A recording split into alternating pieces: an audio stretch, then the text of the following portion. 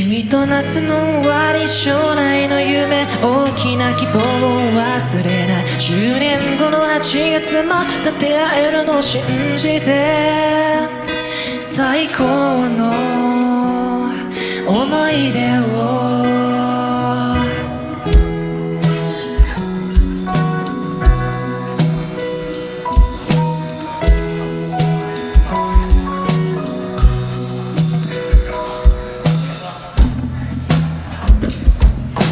出会いがふとした瞬間、帰り道の交差点で声をかけてくれたね。一緒に帰ろう。僕は照れくさそうにカバンで顔を隠しながら、本当はとてもとても嬉しかったよ。ああ、花火が夜空綺麗に咲いてちょっと切なく、ああ、風が時間と共に流れる。嬉しくて楽しくて冒険もいろいろしたね。二人の秘密の基地の中、君と夏の終わり、将来の夢、大きな希望を忘れない。10年後の8月また出会えるのを信じて、君が最後まで心からありがとう叫んでたこと知ってたよ。涙をこらえて笑顔でさよなら切ないよね。最高の思い出を、夏休みもあと少しで終わっちゃうから、太陽と杉仲良くして、寂しくて喧嘩もいろいろしたね。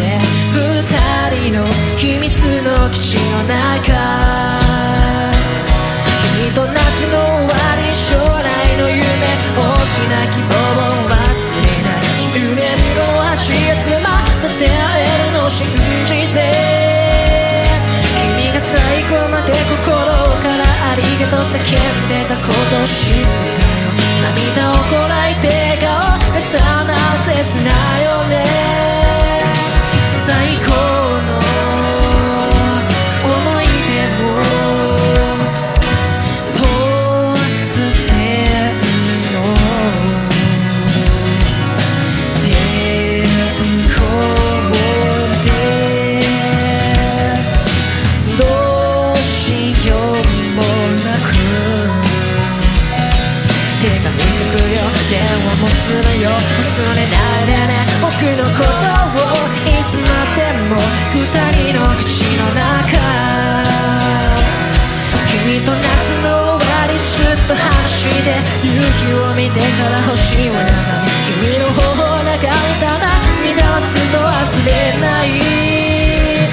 君の最後まで大きく手を振ってくれたこときっと忘れない。だからこうして夢の中でずっと永遠に、君と夏の終わり、素直な夢、大きな希望を忘れない。10年後の8月また出会えるのを信じて、君が最後まで心からありがとう叫んでたこと知ってたよ。涙をこらえて笑顔でさよなら切ないよね。最高の思い出を、最高の思い出を。